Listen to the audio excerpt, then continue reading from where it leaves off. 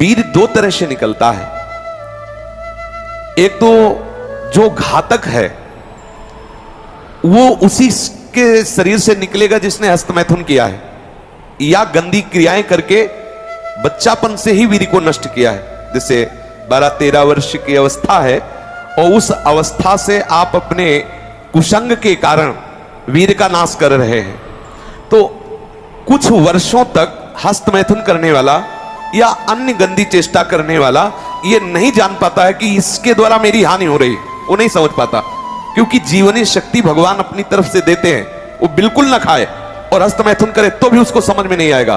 कुछ समय के बाद जब उसकी स्थायी जीवनी शक्ति से क्षीण होना प्रारंभ हो जाएगा, ये जो हस्तक्रिया के द्वारा शक्ति का नाश करते हैं, ये प्रतिक्षण काम से युक्त रहते हैं। इनके हृदय में वही चिंतन चलता रहता है।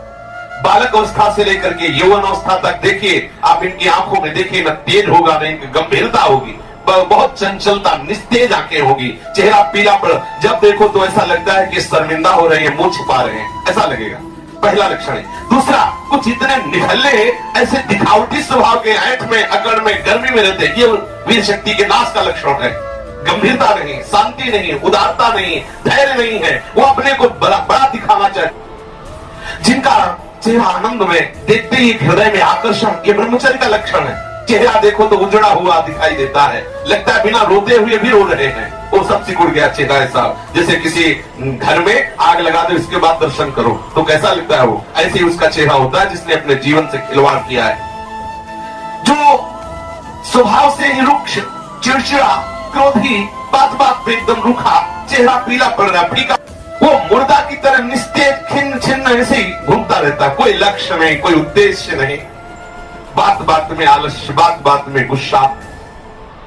जो गालों में बिना कोई गुलाबी कुछ लगाए जो गुलाबी दिखाई देती है वो ब्रह्मचर्य की होती है, और जिनके ब्रह्मचर्य क्षीण हो जाते हैं, झाई पड़ जाती है। जो काले दाग चेहरे में पड़ने लगते हैं, आंखें धसी नजर आती हैं, गाल पीले नजर आते हैं, नाक के आसपास काले काले दाग यहाँ ऐसे प्रकट हो जाते हैं, ये सब लक्षण हैं जो उन्होंने अपनी शक्ति का नाश कर दिया। जो इस वीर शक्ति का नाश करते हो बिना बुढ़ापे के सारे लक्षण बुढ़ापे के उनमें होते हैं। कमर में दर्द है, चला नहीं जा रहा है, थोड़ी चढ़ाई में हांफने लगे, अब अवस्था कितनी, बोले 18 की। इस अवस्था में तो मतलब दिशाएं भी कांपे, वो अवस्था है जो ब्रह्मचर्य का नाश करता है। नींद आना या सोना तो कुंभकर्ण की तरह, मुर्दे की तरह सो जाना, आलस्य, जरा जरा देर में वो निरुत्साहित बातें, आंखों में जलन, भारीपन, ये सब, स्वप्न दोष अधिक होना, ये सब उसी के लक्षण है जो आपने गलतियां की है। अब यदि वो किसी संग के प्रभाव से हस्तमैथुन बंद कर देता है तो उसका वीरपात होगा। अगर वो 3 दिन में वीरपात करता रहा है तो 3 दिन में वीरपात होगा, पक्का होगा, क्योंकि उसका अभ्यास बन गया है। अगर आप ठीक नियम से चलेंगे तो 6 महीना लगेंगे आपको उसको कवर करने में, 6 महीना लगेंगे। और अगर आपने प्रमाद स्थिति की, वो तो निकल ही जाता है, फिर हमको करने से क्यों मना किया जाता है, तो आप देख लेना कुछ समय बाद आपकी हालत बहुत गंभीर हो जाएगी, जो आप बता भी नहीं पाएंगे किसी से क्या गंभीर हो जाएगी। आप ऐसे ही साधारण क्रियाओं में ब्रह्मचर्यहीन हो जाएंगे। तो जो नव युवक जन है, साधक जन है, वीरपात में यदि उनका कोई स्मरण नहीं रहा और वीरपात हो रहा तो घबराने की जरूरत नहीं। और यदि स्वप्न में आपने स्त्री आदि का संयोग देखा या कोई ऐसी घर्षण आदि क्रिया हुई या कोई ऐसी कामोत्तेजना जनित और फिर आपका वीरपात होता है, तो आपके गंदे विचार और पूर्वाभ्यास के कारण होता है। यह बहुत ही गंदी बीमारी है जो आपको अंदर ही अंदर खोखला करती जाएगी। पहली बात, इस स्वप्न दोष से निकलने के लिए हस्तमैथुन को पूर्णतया बंद कर दिया जाए। अगर आप सदगृहस्थ भी हो चुके हैं तो कुछ महीने के लिए आप अखंड ब्रह्मचर्य का नियम लें, जब तक आपका वीरपात होना ठीक ना हो जाए।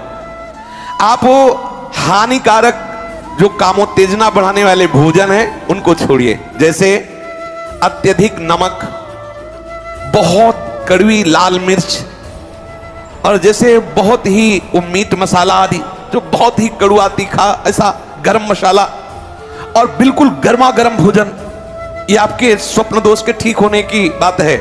यदि आप स्वप्न दोष से बचना चाहते हैं तो अत्यधिक नमक, बहुत कड़वी मिर्च, बहुत ही वो उष्ण गर्मा गर्म भोजन, बहुत गर्म मसाले से बना हुआ भोजन, और अत्यंत खट्टी चटनी, जैसे इमली की है, कच्चे आम की चटनी है, और मांस ये जो लोग कहते हैं कि मांस ताकतवर होता है, तुम्हारी चर्बी बढ़ा देगा, ताकत नहीं। ताकत कहते हैं संकल्प शक्ति को। ताकत शरीर शक्ति प्रधानता नहीं होती। संकल्प शक्ति का एक महात्मा पूरे समुद्र को अंजुली में पी गया। देखो, संकल्प शक्ति, शरीर की शक्ति एक सीमित शक्ति है, संकल्प शक्ति एक महान शक्ति है। जो ब्रह्मचर्य से युक्त होता है उसकी संकल्प शक्ति बढ़ती है। भले आप मांस खा के मोटी चर्बी और आप व्यायाम करके दिखा सकते हैं कि देखो मैं ब्रह्मचर्य क्षीण करता हूं लेकिन बलवान हूं, लेकिन आप आत्मशक्तिहीन है। वो आपका मोटा हो जाना बलवान नहीं है, आपके सुंदर सुंदर मांसपेशियां निकल आना वो बल नहीं है। आप शक्ति, बलवान वो है जो आए हुए आंतरिक वेगों को सह जाए। आए हुए आंतरिक वेग को जो सह गया वही बलवान है। ये जो मछली, अंडा, मांस खाते हैं ये कभी इस रोग से मुक्त नहीं हो पाएंगे। और जो लोग कहते हैं मैं तो खाता हूं मेरे अंदर नहीं, विश्वास मत मानना, पक्का झूठा है वो। जो शराब पीता है वो अपने वीर्य को पवित्र नहीं रख पाएगा। चाहे गृहस्थ हो, चाहे व्यापारी हो, चाहे किसी भी तरह की स्थिति में हो, सावधान हो जाओ, ये शराब आपके जीवन को नष्ट कर देगी। ब्रह्मचर्य में अपने आप एक उन्माद है। थोड़ा अंगूर, मीठे संतरा, सेव, अनार, ये स्वास्थ्यवर्धक वस्तुएं आप ले सकते हैं, लेकिन ऐसे वस्तु जो आपके ब्रह्मचर्य को नष्ट करें, ये पहले भोजन छोड़ें। ध्यान दीजिए, आप पहले ऐसे व्यक्ति का संग छोड़ें जो हस्तमैथुन कराने के लिए उत्साहित करे या जो गंदे आचरण में, चाहे वो स्त्री साधक हो या पुरुष साधक, दोनों सावधान। ये रोग एक में ही नहीं होता, ये रोग दोनों शरीरधारियों में होता है। कामोत्तेजना दोनों को आती है। गंदे संग के कारण दोनों साधक गंदी आचरण कर बैठते हो, दोनों इस रोग से पीड़ित होते। पुरुष तो इस रोग को प्रकट कर देता है, माताएं बहनें इस रोग को प्रकाशित नहीं कर पाती, लेकिन पीड़ित होती है इस रोग से। यदि सावधान उपासक न चले तो चाहे स्त्री शरीर हो चाहे पुरुष शरीर, उसको कष्ट होता है। दूसरी बात इसमें सहयोग है 4 बजे उठना। ये जो लोग सुबह 8 बजे तक 9 बजे तक सोते रहते हैं और सोचते रहते हैं कि हम ब्रह्मचर्य रह पाएंगे या स्वप्न दोष से निकल पाए, कभी नहीं हो सकता। भगवान सूर्य जब उदय होते हैं तो आपकी आत्मशक्ति नष्ट होने लगती है। यदि आप उठ करके उनका स्वागत न करें, अर्घ्य न दें, प्रणाम न करें, जगकर भगवान नाम जप न करें। 4 बजे से 6 बजे तक का समय पूरे 24 घंटे के लिए पावर वाला समय है।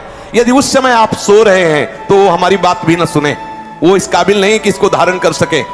जो सुबह 4 बजे से 6 बजे तक सोएगा वो ब्रह्मचारी रह ही नहीं सकता पक्का। और 4 बजे जगो, जगने पर तत्काल आप बासी पानी पिए, तांबे के पात्र में रखा हुआ पानी, और लीटर 2 लीटर पिए।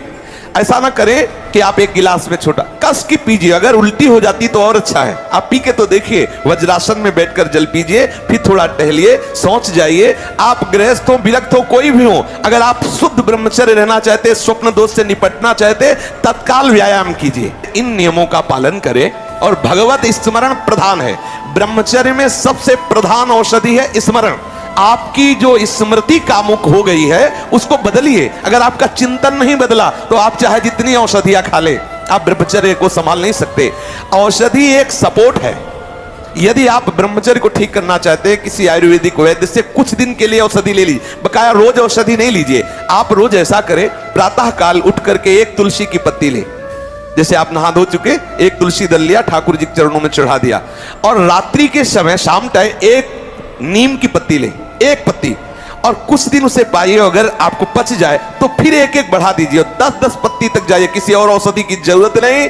हर रोग का निवारण तुलसी की पत्ती और नीम की पत्ती सुबह शाम करने से हो जाए। आप देख लीजिए, ब्रह्मचर्य हानि की संभावना है। नींद भर सोए, प्रातःकालीन बेला पर जग जाए, प्राणायाम व्यायाम करे तो निश्चित इस पर विजय प्राप्त। ऐसे ऐसे साधक हैं कि 10-10 वर्ष हो गए स्वप्न दोष नहीं हुआ। ऐसे भी उपासक है हमारे पास है, अपने पास है, 10 वर्ष हो गए स्वप्न दोष ही नहीं हुआ। तो क्या है, उन्होंने संयम किया, वीर जो है स्थगित हो गया, परिपक्व हो गया, धीरे धीरे ऊर्ध्वगामी होने लगता।